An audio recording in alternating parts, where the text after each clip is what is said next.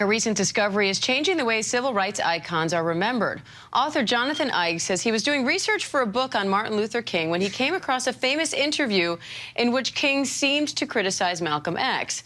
Now, King was quoted as accusing Malcom X of inciting violence with, quote, fiery demagogic oratory in the black ghettos. He goes on to allegedly say, in his litany of articulating the despair of the Negro without offering any positive, creative alternative, I feel that Malcom has done himself and our great people a disservice. Now, the problem is, it appears King never actually said that. Eig says he came across the original unedited transcript and discovered that King's original quotes were very different. ABC's Brad Mielke, host of the Start Here podcast, joins me now for more on this. Brad, you spoke with Jonathon Eig about this, so walk us through what he found. Yeah, so Eig invoked an old school journalism school quote. He said, run down everything. You might have heard this before. If your mother says she loves you, check it out. So like fact check everything. So he goes back and he decides, I want to look at everything King has basically ever said, anything he's ever written, published, or even unpublished, just everything he's ever said. So he goes through this famous interview in 1965. Martin Luther King sits down with Alex Haley, who at the time is writing for Playboy. And Alex Haley, famous biographer, famous writer, famous journalist, and Martin Luther King gives this long interview with him. And he's quoted, as you said, as saying these sort of derogatory things of really torching Malcom X publicly. And it's seen at the time as this great fissure between these two men, these two leaders.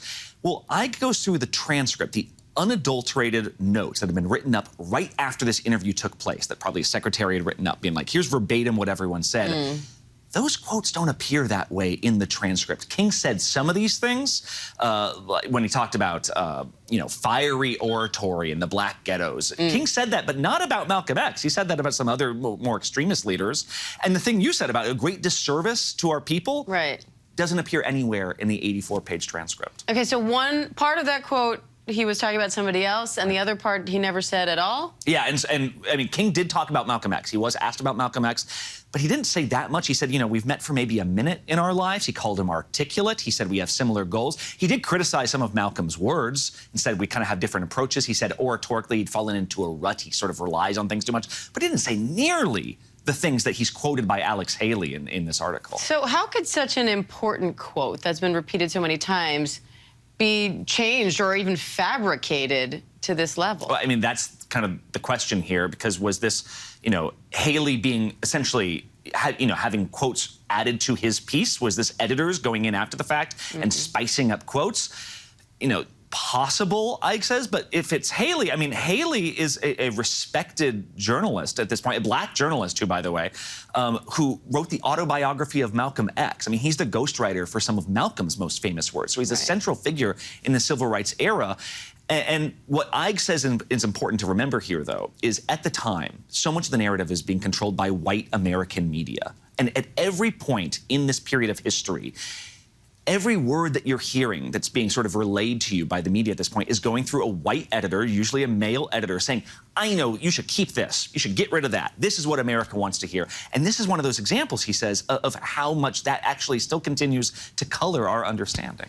But why are we only learning about this now? Why did it take this deep dive as opposed to Haley or King setting the record straight then and saying this wasn't actually what he said? Well, think about when this was. This is January 1965. A couple months later, King is in Selma, Alabama. A few months later, the Watts riots are happening. So Eig says, as for King, this was one of many, many, many interviews. Very possible he just never saw this. He's shot and killed a few years later. Malcom X is shot right after this interview is published. So a lot's going on. As for Haley, that's a thornier question. I mean, he had every chance to see this interview. If this was not the quotes that he was putting in his original article, he had every chance to correct it. He didn't. And so this is going to call into question a lot of his work, not just about this Playboy interview, but also, like I said, the autobiography of Malcom X. You got to imagine historians are going to be going through a lot of this with a fine-tooth comb. Interesting. Brad Mielke, thank you as always. You can hear Brad dive into more stories like this on Start Here. New episodes drop weekday mornings at 6 Eastern, wherever you get your podcasts.